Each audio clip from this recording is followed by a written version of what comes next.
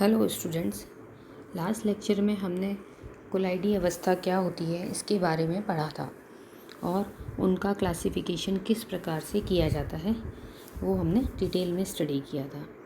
आज हम पढ़ेंगे कि कोलाइडी विलयनों को किस प्रकार से बनाया जा सकता है। वैसे तो इनके बनाने की कई विधियां हैं, लेकिन कुछ इम्पॉर्टेंट मेथड्स होते हैं।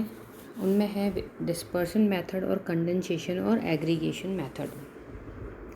जैसा कि हमने पिछले लेक्चर में आपको बताया था कि जो लायोफिलिक कोलाइड्स होते हैं उन्हें तो हम वितरित प्रवस्था और वितरण माध्यम को आपस में सीधे मिलाकर बना सकते हैं, लेकिन जो लायोफोबिक कोलाइड्स होते हैं, द्रव विरोधी कोलाइड्स होते हैं, उन्हें वितरित प्रवस्था और वितरण माध्यम को सीधे मिलाकर नहीं बनाया जा सकता है। इनके बनाने की कुछ विशेष विधियां होती है जिससे कि द्रव विरोधी कोलाइड्स बनते हैं। तो द्रव विरोधी कोलाइड्स को बनाने के लिए हम दो प्रकार की विधियां यूज़ में लेते हैं। डिस्पर्शन मेथड, परिक्षेपण विधियां या वितरण विधियां, और सेकंड होती है कंडेंसेशन मेथड या संघनन की विधि। अब सबसे पहले हम लेते हैं परिक्षेपण विधियां क्या होती है। कोलाइडी विलयन बनाने की इस विधि को हम तब काम में लेते हैं जब वितरित प्रवस्था के कणों का आकार काफ़ी बड़ा होता है, जिन्हें छोटे छोटे कणों में तोड़कर कोलाइडी आकार के कणों में बदला जाता है। अर्थात बड़े कणों को कोलाइडी कणों का आकार दिया जाता है। तो इस बड़े कणों को छोटे कणों में तोड़ने के लिए कई प्रकार की विधियां काम में लेते हैं, जिनमें से 3 मेन मेथड्स हैं। यांत्रिक परिक्षेपण विधि, मैकेनिकल डिस्पर्शन मेथड, सेकंड है ब्रेडिंग आर्क अथवा इलेक्ट्रिक डिस्पर्सन मेथड, और थर्ड है पेप्टाइजेशन मेथड। तो इन तीनों विधियों के द्वारा हम जो बड़े आकार के कण होते हैं उन्हें छोटे छोटे कणों में या कोलाइडी कणों में परिवर्तित कर सकते हैं। फर्स्ट मेथड है यांत्रिक परिक्षेपण विधि या मैकेनिकल डिस्पर्शन मेथड। इस विधि में जिस पदार्थ का सोल बनाना हो उसका महीन चूर्ण बनाकर उपयुक्त विलायक के साथ मिलाकर हम एक निलंबन तैयार करते हैं, और इस निलंबन को एक विशेष प्रकार की मशीन में डाला जाता है जिसे हम कोलाइडी मील या कोलाइडी चक्की कहते हैं। इस कोलाइडी चक्की में 2 धात्विक डिस्क होती है, धातु के 2 पात होते हैं, डिस्क होती है, जैसा कि इस चित्र में दिखाया गया है, जो एक दूसरे के साथ कुछ दूरी पर स्थित होते हैं, और ये दोनों धातु की डिस्क पट्टों के सहारे एक दूसरे के विपरीत दिशा में घूमती है। तो इस मील में ऊपर से पदार्थ का हम निलंबन डालते हैं, जैसा कि आटा चक्की में होता है कि ऊपर से गेहूं डाला और नीचे से पिस के निकला, ऐसे ही इसमें हम ऊपर से धातु का निलंबन डालते हैं, और उसके जो मोटे कण होते हैं इस चक्की में पीस कर महीन हो जाते हैं और कोलाइडी आकार ग्रहण कर लेते हैं। धातु की डिस्क की दूरी को हम कणों के इच्छित आकार के अनुसार नियंत्रित कर सकते हैं या परिवर्तित कर सकते हैं। तो इस प्रकार से यांत्रिक परिक्षेपण या यांत्रिक वितरण के द्वारा हम कोलाइडी विलयन तैयार करते हैं। इस विधि के द्वारा काली स्याही, टूथपेस्ट, पेंट, वार्निश, मरहम आदि पदार्थों के आदि सोल बनाए जाते हैं। अब सेकंड मेथड है ब्रीडिंग आर्क मेथड अथवा विद्युत विघटन या विद्युत परिक्षेपण विधि।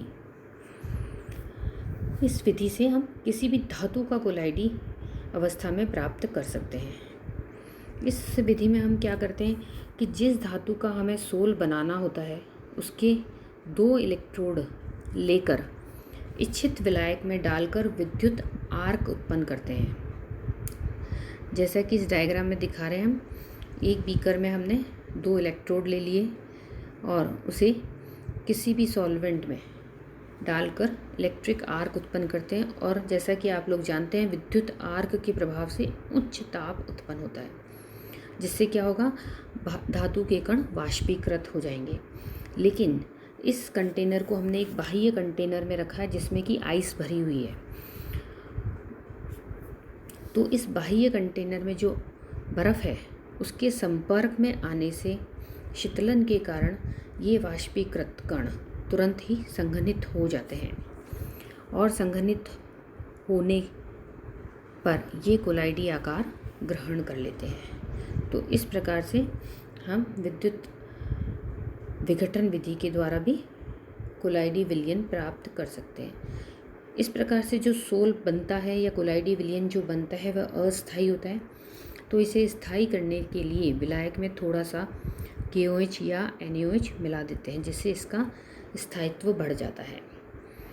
इस विधि के द्वारा कॉपर, सिल्वर, गोल्ड, लेड आदि के कोलाइडी विलयन बनाए जा सकते हैं। नेक्स्ट मेथड है व्याप्तीकरण मेथड। ये मेथड कोएगुलेशन या स्कंदन की अपोजिट या विपरीत क्रिया होती है। इस विधि में अविलय जो अवक्षेप होता है उसे किसी सम आयन वाले विद्युत अपघटय की उपस्थिति में विलायक के साथ हिलाते हैं, जिससे कि अवक्षेप का व्याप्तीकरण हो जाता है और कोलाइडी विलयन बनता है। जिस पदार्थ को विद्युत अपघटय के रूप में काम लेते हैं उस पदार्थ को व्याप्तीकारक कहते हैं और व्याप्तीकारक का उपयोग अवक्षेप को कोलाइडी विलयन में बदला जाता है। इसका एग्जाम्पल हम ले सकते हैं, जैसा कि आप बहुत ही कॉमन एग्जाम्पल है लेबोरेटरी में यूज़ करते हैं। यदि फेरिक हाइड्रोक्साइड के ताज़ा बने हुए अवक्षेप को थोड़ी सी मात्रा में फेरिक क्लोराइड के साथ हिलाते हैं तो लाल भूरे रंग का कोलाइडी विलयन प्राप्त होता है। इस विधि में एक बात ध्यान रखने योग्य है कि उसी अवक्षेप का व्याप्तीकरण होता है जो कि ताज़ा बना हुआ है। अब ये 3 मेथड्स थे वितरण की विधियाँ, यांत्रिक वितरण, विद्युत वितरण और व्याप्तीकरण। नेक्स्ट हम लेते हैं संघनन या कंडेंसेशन मेथड्स। जब कणों का आकार 1 नैनोमीटर से कम होता है तो हम संघनन की विधि द्वारा इनको संघनित करके बड़े आकार के कोलाइडी कण बनाते हैं और उसे 1 नैनोमीटर से 1000 नैनोमीटर की रेंज में लाते हैं ताकि पदार्थ का कोलाइडी विलयन बनाया जा सके। संघनन की विधियों में मुख्य रूप से रासायनिक विधियाँ काम में ली जाती है और कुछ भौतिक विधियाँ भी है। तो इसकी जो मेन मेथड्स है वो है, एक तो भौतिक फिजिकल मेथड्स में आता है विलायक विनिमय विधि द्वारा और भौतिक अवस्था को परिवर्तित करके, ऑक्सीकरण, अपचयन और द्विक अपघटन रासायनिक विधियाँ हैं। तो प्रथम हम लेते हैं फिजिकल मेथड्स, भौतिक विधियाँ, जिसमें कि फर्स्ट मेथड है विलायक के विनिमय द्वारा। इस विधि में पदार्थ को किसी उपयुक्त विलायक में घोलकर उसका विलयन बना लेते हैं और फिर उसे किसी दूसरे ऐसे विलायक में मिलाते हैं जिसमें कि ठोस पदार्थ तो अविलय होता है लेकिन जो दूसरा विलायक है वो विलयशील होता है। इस प्रकार जो विलयन बनता है वह कोलाइडी विलयन होता है। फॉर एग्ज़ाम्पल सल्फ़र, फास्फोरस, फेनोल्फथलीन आदि के यदि अल्कोहली विलयन को हम तेज़ी से हिलाते हुए जल में मिलाते हैं तो इन सभी के कोलाइडी विलयन प्राप्त होते हैं। इसी प्रकार यदि नमक के जलीय विलयन में अल्कोहल मिलाते हैं तो अल्कोहल में नमक का कोलाइडी विलयन प्राप्त होता है जिसके कारण विलयन दूधिया हो जाता है।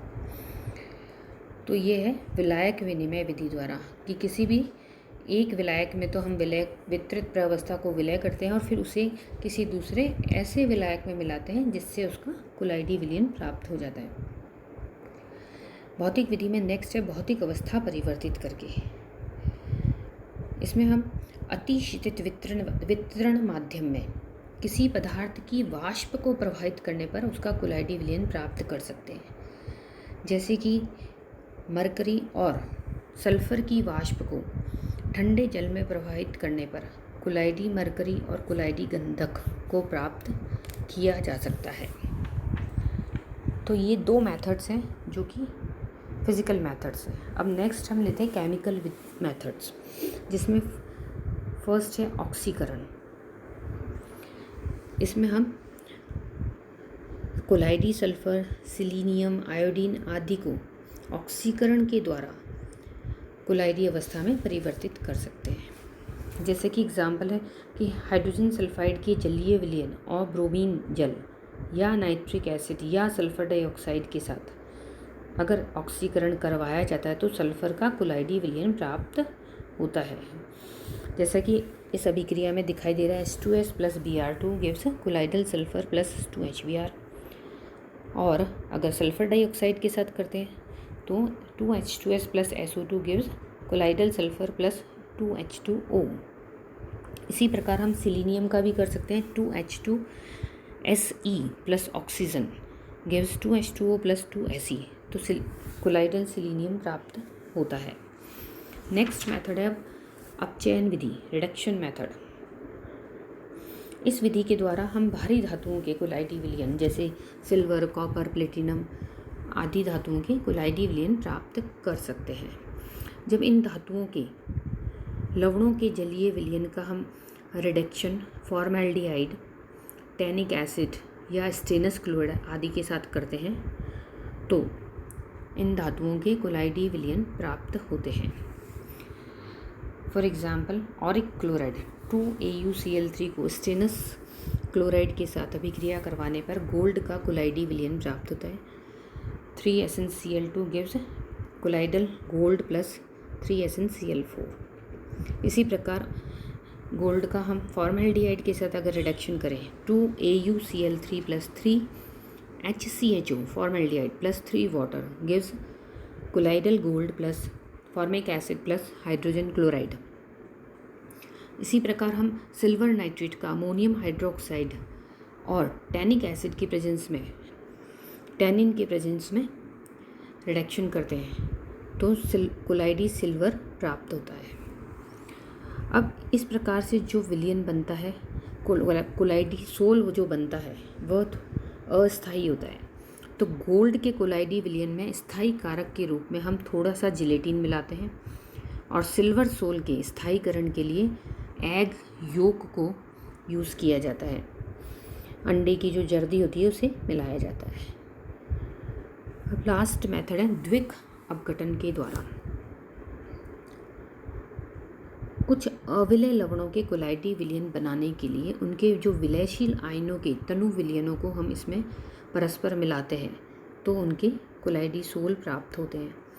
जैसे आर्सेनियस ऑक्साइड की अभिक्रिया हाइड्रोजन सल्फाइड के साथ करते हैं तो आर्सेनिक का कोलाइडी विलयन प्राप्त होता है, आर्सेनियस सल्फाइड का कोलाइडी विलयन। इसी प्रकार सिल्वर नाइट्रेट की अभिक्रिया सोडियम हैलाइड के साथ अगर करवाते हैं तो सिल्वर हैलाइड का कोलाइडी विलयन प्राप्त होता है। AgNO3 प्लस NaX, एक्स कोई भी हैलोजन हो सकता है, chlorine, bromine, iodine gives AgX plus NaNO3, जिससे कि हमें सिल्वर हैलाइड का कोलाइडी विलयन बनता है। तो इस प्रकार से ये कुछ केमिकल रासायनिक विधियां हैं जिनसे हम कोलाइडी विलयन प्राप्त कर सकते हैं। तो ये जितने भी हमें सोल प्राप्त हुए हैं या कोलाइडी विलयन बनते हैं ये अशुद्ध होते हैं, इन्हें हमें शुद्ध करना पड़ता है। तो इनके शुद्धिकरण की कुछ, प्योरीफिकेशन की कुछ विधियां हैं, प्योरीफिकेशन ऑफ कोलाइड्स। इसे हम नेक्स्ट लेक्चर में पढ़ेंगे। Thank you.